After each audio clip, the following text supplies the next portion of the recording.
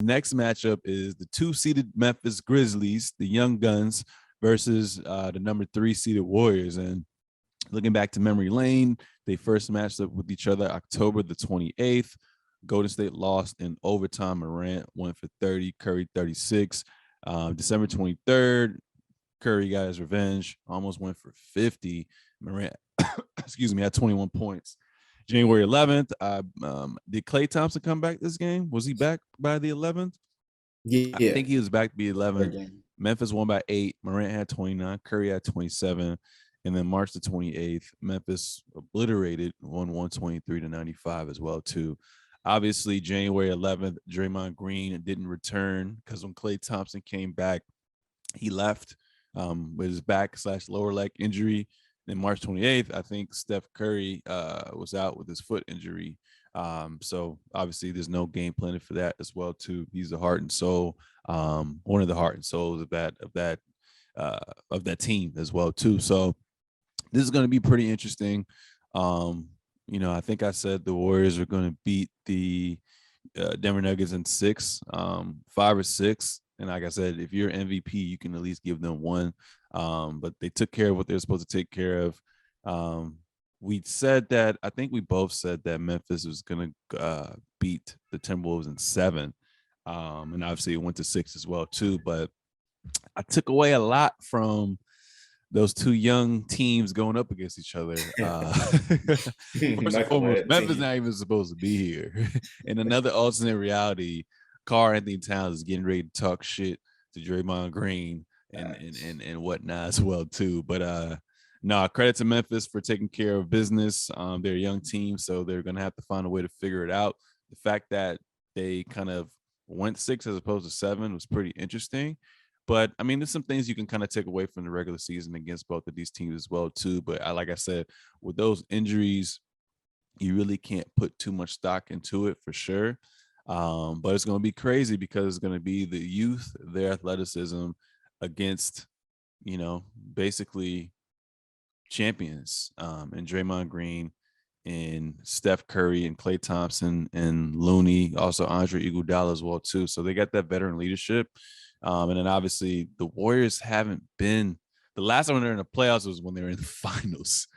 That's been 3 seasons, you know what I'm saying? So blessing in disguise for them to kind of get, stay relatively healthy, but more so importantly, they have such a great player development with the players that they drafted, that they have a good mesh with youth and veteran leadership as well too. But I think what it's going to really come down to is who can take care of home court. Memphis has a home court. They had an emotional game that went down to the wire the other day. Warriors have had somewhat of a layoff, so I expect Memphis to just come out full force swinging. But then again, I can see the Warriors just being locked in game 1 and just take that on the road as well too. But like I said, Draymond won't there the last game. I mean, I think the third game, he may have not been back the last game they played as well too. No, he wasn't. He wasn't down. So yeah. Either. So Klay Thompson, you can kind of say he's back as that two-way player that we knew.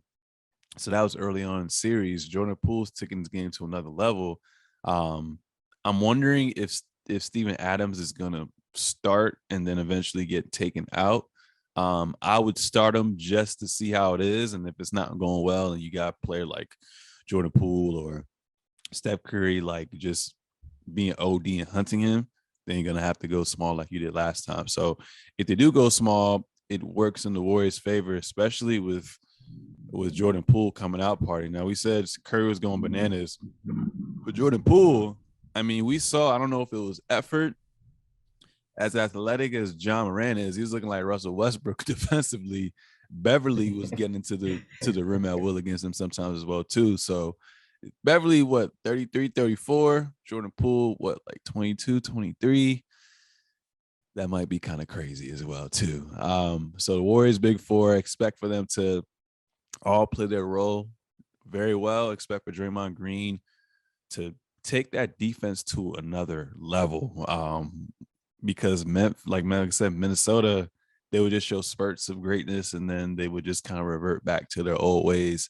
Facts. Um, but you got Steve Kerr. Steve Kerr is obviously he has talent, but I mean you can argue Coach Pop has some form of talent. Phil Jackson has some form of talent. Even their exposure from back in the day has some form of talent. You need talent to win you championships, but you need to be able to come up with great game plans and basically keep your team even keel every time that they play through the ups and the downs. And I feel like Coach Kerr having that championship pedigree, going through the trenches with Michael Jordan, and also being coached by by Coach Pop, and also having that coaching history with Phil Jackson. He's kind of fused that with today's era as well too. So he's going to have a lot of different game plans as well too. So I'm wondering how they're going to defend Ja. Are they just going to try to blitz him and force other players to beat him?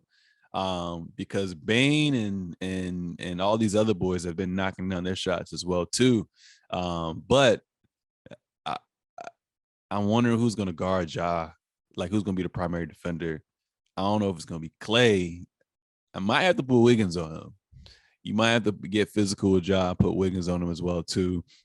So I'm really interested to see who he gets guarded by as well too. I know in the regular season, Memphis was one of the best offensive rebounding teams. I mean, we saw that all series long against the Minnesota Timberwolves, and Memphis is also one of the best teams in transition as well too. So hopefully the Warriors can definitely slow that down as well. But the Warriors seem like as a team they rebound relatively pretty well as well too.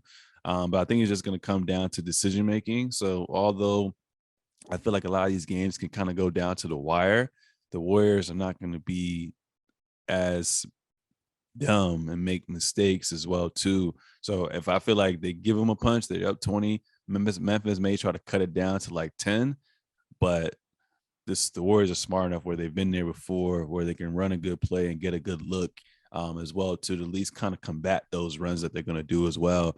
And Steph Curry, just Steph Curry, you know what I'm saying? These Memphis Grizzlies, they've been talking a lot of smack. Watch this series. They're not going to talk as much smack. They're just going to, They definitely won't. play the right way. And we're going to see what happens. But like I said, Minnesota could have won in 5. I got the Warriors packing these motherfuckers up in 5. Facts. And that's that. What about you? Yeah, I mean, I'm looking at their roster. I was thinking about you said who's gonna guard Morant. So your starting lineup is obviously Curry, Draymond. I think Kevin Looney starts, if I'm not mistaken. Clay, and then Wiggins. So obviously, what I think Steve Kerr should do is get out and just blitz them early with heavy offense. You know, get them in foul trouble, get Dillon Brooks, because Dillon Brooks is going to come out aggressive like he always does. Yeah. Get him in foul trouble. Get Desmond Bane in foul trouble. I think Desmond Bane needs to get out of the game quickly for the Warriors. And then once you go to your second string players, you got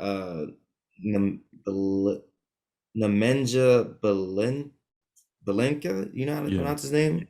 6'9" power forward, spread the floor. Yeah. You got him off the bench, and him, Gary Payton, Jordan Poole, Otto Porter, and Juan Anderson. I think those guys are going to be really vital for them off the bench, because you got defense and Juan Anderson, you got defense and Otto Porter, you got defense and Gary Payton, and then Nemanja is going to be the one to spread the floor. So let's say if JJJ is down in the post, or if Steven Adams is going to be in the post, Yeah. both of them aren't going to be able to go out and guard that 3-point line with Nemanja. So if somebody's going to be guarding him, it's going to be a smaller guy. If it's Kyle Anderson, that works, but you're not going to have as much length if you're talking about Otto Porter being on the floor, as well as Juan Anderson being on the floor at 6'6" and then 6'8". So if you're going to try to guard the 3-point line, you're going to have to have a big move past the paint, or you're going to have a smaller guy on him and they can just shoot above him. And then you got defense against, Gary Payton's a monster. I really like, at some points when I'm watching him play, I'm like, the Miami Heat would have loved to have him on their squad. This guy is very I don't think he's underrated anymore. But Gary Payton, when he comes off the bench guarding John Morant, that's going to be a nightmare. He might end up getting Ja in foul trouble, as in he's going to know if you're going to come to the paint, I'm going to be in position to catch a charge at all times. I think the Warriors are going to be smart enough to do that. Draymond, when he gets on the floor, he's going to tell his guys, yo, if we're going to let John Morant blow past us, somebody hurry up and get in the blocker's position, in the charge position, excuse me, take that charge and get John Morant in foul trouble early. I think this is going to be a game of coaching as well as like experience. Because Mhm. on the defensive side, when you have a team that's been together so long, you're gonna know, what I'm saying, where everybody's gonna be on the defensive side as well as the offensive side. And like I said, you get these guys in early foul trouble, and then you come back out and you blitz them on offense, and you stack the points. I think they're gonna get them out in 5. I want to say 4, but like you say, sometimes you have to give these superstars at least one win, so they'll get them out in 5. Mm. Yep. I like how we agree on that as well too. But there was some funny stats where they're saying John Morant had more tweets than made field goals in the first round. So I want to see how this looks as well too. So it's going to be real interesting.